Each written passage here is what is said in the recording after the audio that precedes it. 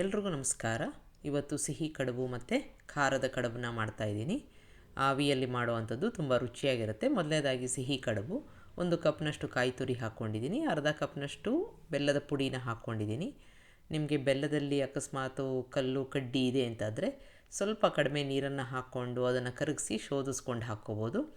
ಎರಡನ್ನೂ ಚೆನ್ನಾಗಿ ಮಿಕ್ಸ್ ಮಾಡ್ಕೋತಾ ಇದ್ದೀನಿ. ಬೆರೆತ್ಕೊಂಡಿದೆ. ಈಗ ಮಿಶ್ರಣ ಸ್ವಲ್ಪ ಡ್ರೈ ಆಗಿ ಆಗಬೇಕು. ಅದುವರ ತನಕ ಈ ಥರ ಮಿಕ್ಸ್ ಮಾಡ್ಕೋತಾ ಇರಬೇಕು. ನೋಡಿ ತಳ ಬಿಡ್ತಾ ಇದೆ.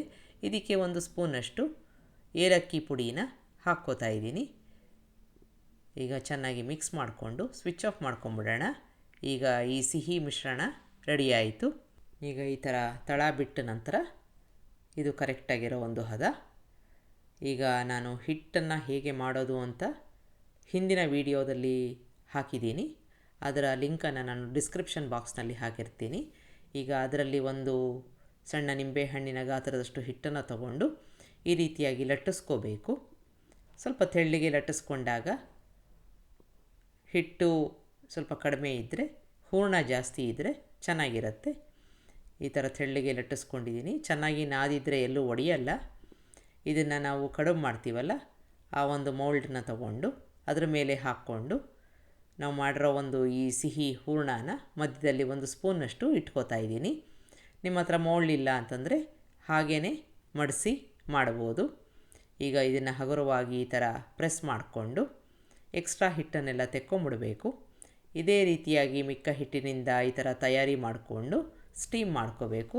ನೀರನ್ನು ಈಗಾಗಲೇ ಕುದಿಯೋಕ್ಕೆ ಇಟ್ಟಿದ್ದು ಅದರಲ್ಲಿ ಸುಮಾರು 8 ನಿಮಿಷ ಸ್ಟೀಮ್ ಮಾಡ್ಕೊಳ್ಳೋಣ.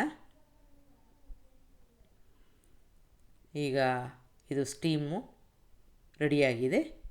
ಇದರಲ್ಲಿ ಇಟ್ಕೋತಾ ಇದ್ದೀನಿ. ಈಗ ಸುಮಾರು 8 ನಿಮಿಷ ಒಂದು ಎಲೆನ ಮುಚ್ಚಿ ಸ್ಟೀಮ್ ಮಾಡ್ಕೋಬೇಕು. ಈಗಾಗಿದೆ, ತೆಕ್ಕೊಳ್ಳೋಣ. ಈಗ ಇದು ಒಂದು 10 ಸೆಕೆಂಡು ಆರಿದ ಮೇಲೆ ತುಪ್ಪದ ಜೊತೆ ಸರ್ವ್ ಮಾಡ್ಬೋದು. ತುಂಬ ರುಚಿಯಾಗಿರುತ್ತೆ. ಒಂದು ಸಲ ಮಾಡಿ ನೋಡಿ. ಈಗ ಇದಕ್ಕೆ ಹೊಂದ್ಕೊಂಡಂಗೆ ಖಾರದ ಕಡುಬನ್ನ ಮಾಡ್ತಾಯಿದ್ದೀನಿ. ಅದು ಕೂಡ ಇಷ್ಟೇ ರುಚಿಯಾಗಿರುತ್ತೆ. ಹೇಗೆ ಮಾಡೋದು ಅಂತ ನೋಡೋಣ. ಈಗ ಮೊದಲನೇದಾಗಿ ಒಂದು ಮಿಕ್ಸಿ ಜಾರ್ಗೆ 1 ಇಂಚಿನಷ್ಟು ಶುಂಠಿನ ಹಾಕ್ಕೊಂಡು 3 ಹಸಿಮೆಣಸಿನ್ಕಾಯಿನ ಹಾಕ್ಕೋತಾ ಇದ್ದೀನಿ. ಇದ್ರ ಜೊತೆಗೆ ಕರಿಬೇವಿನ ಸೊಪ್ಪು, ಕೊತ್ತಂಬರಿ ಸೊಪ್ಪು, ಆನಂತರ ಅರ್ಧ ಕಪ್ನಷ್ಟು ಕಾಯಿ ತುರಿ, ಸ್ವಲ್ಪ ಇಂಗನ್ನು ಹಾಕ್ಕೋತಾ ಇದ್ದೀನಿ. ಈಗ 1/4 ಸ್ಪೂನಷ್ಟು ಅರಿಶಿನ ಹಾಕ್ಕೊಂಡಿದ್ದೀನಿ. ಇಲ್ಲಿ 1 ಕಪ್ನಷ್ಟು ಕಡಲೆಬೇಳೆನ ಚೆನ್ನಾಗಿ ತೊಳೆದು ನೆಂದಿರೋ ಅಂಥದ್ದು ಬಸಿ ಹಾಕ್ಕೊಂಡಿರಬೇಕು, ನೀರಿರಬಾರ್ದು. ಅದನ್ನು ಈ ಮಿಕ್ಸಿ ಜಾರ್ಗೆ ಹಾಕ್ಕೋತಾ ಇದ್ದೀನಿ. ಇದ್ರ ಜೊತೆಗೆ 7-8 ಕಾಳುಮೆಣಸು, ರುಚಿಗೆ ತಕ್ಕಷ್ಟು ಉಪ್ಪನ್ನು ಹಾಕ್ಕೊಂಡು ತರ್ತರಿಯಾಗಿ ರುಬ್ಕೋಬೇಕು. ನೀರು ಹಾಕೋದು ಬೇಡ.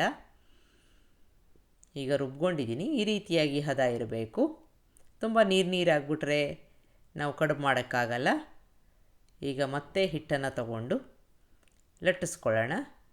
ಒಂದು ಬಟರ್ ಪೇಪರ್ ತೊಗೊಂಡಿದ್ದೀನಿ. ಅದರ ಮೇಲೆ ಇನ್ನೊಂದು ಪೇಪರ್ನ ಹಾಕ್ಕೊಂಡು ಲಟ್ಟಿಸ್ಕೊಂಡಾಗ ತುಂಬ ಸುಲಭವಾಗಿ ಲಟ್ಟಿಸ್ಕೋಬೋದು. ಈಗ ಲಟ್ಟಿಸ್ಕೊಂಡಿದ್ದಾಗಿದೆ. ಕಡುಬಿಂದು ಈ ಥರ ಮೋಲ್ಡ್ ಇರುತ್ತಲ್ಲ, ಅದರ ಮೇಲೆ ಈ ನಾವು ಲಟ್ಟಿಸ್ಕೊಂಡಿರೋ ಹಿಟ್ಟನ್ನು ಹಾಕ್ಕೊಂಡು 1 ಸ್ಪೂನಷ್ಟು ಮಿಶ್ರಣನ ಇಟ್ಟು ಹಗುರವಾಗಿ ಅದನ್ನು ಕ್ಲೋಸ್ ಮಾಡಿ ಎಕ್ಸ್ಟ್ರಾ ಹಿಟ್ಟನ್ನು ತೆಕ್ಕೊಂಡು ಸ್ಟೀಮ್ ಮಾಡ್ಕೊಳ್ಳೋದು. ರುಚಿ ತುಂಬ ಚೆನ್ನಾಗಿರುತ್ತೆ. ಸಿಹಿ ಕಡುಬಿನ ಜೊತೆಗೆ ಇದು ಕೂಡ ಅಷ್ಟೇ ರುಚಿಯನ್ನು ಕೊಡುತ್ತೆ. ಇದ್ರ ಜೊತೆಗೆ ನೀವು ಚಟ್ನಿ ಬೇಕಾದರೆ ಮಾಡ್ಕೋಬೋದು.